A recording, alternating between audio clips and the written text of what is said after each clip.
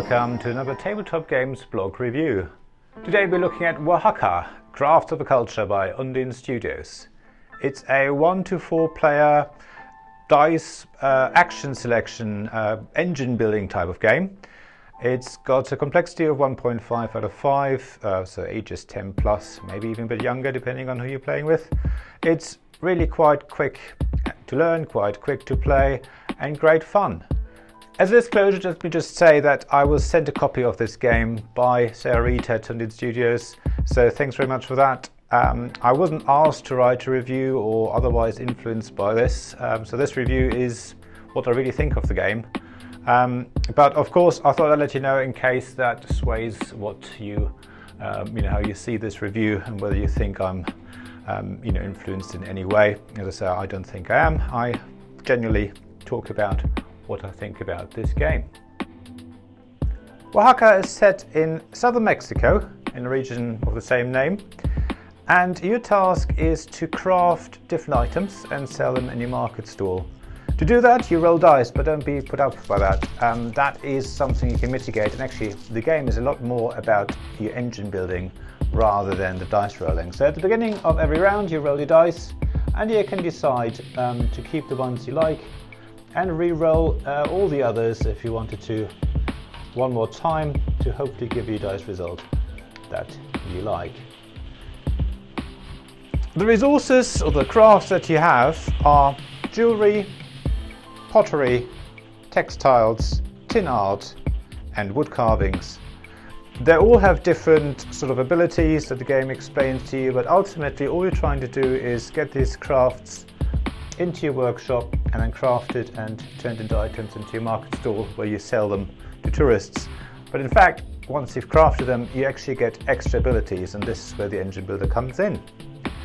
So on you go, you decide to take a dice, so choose this one, and you have two options now, as it says on your little amazing little player mat with all the steps I explained. You can either gather, which basically means you draw the top two cards from the pile, look at them and decide whether you want to keep or which one you want to keep of those, and then you put that in your little workshop there, and then the other card can either go on top or the bottom depending what it is. You might want to keep it or you might want to stop other players from getting it. And as you put it in your market stall, the top right corner has a little number in it. You put that many cubes on there, and that is also the amount it takes to craft, but also the points at the end of the game. And then you're done and you move your dice over there. On your turn you also have addition actions. You can always use something from your market stall. You can also use a tourist action, but more to that later.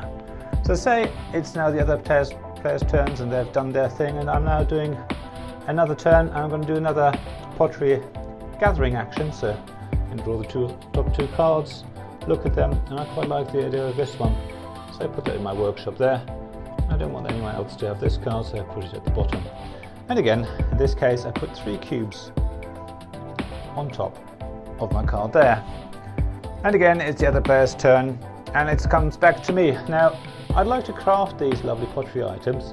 I don't have any more pottery dice left, so what I can do, I can actually combine 2 dice to be the face of any other dice. So you're basically sacrificing 1 dice to be allowed to turn the other one to whichever side you want, and then you use that, and I'm using for crafting. And the way crafting works is you move 1 cube of all the cards in your workshop that have that symbol on them. So I've got 2 pottery cards, I move those. And the game carries on to the next player. Eventually I will be able obviously to finish all these items. And what happens then, they go into my little market stall over there, and they'll give me points at the end of the game. But also they give me an extra ability.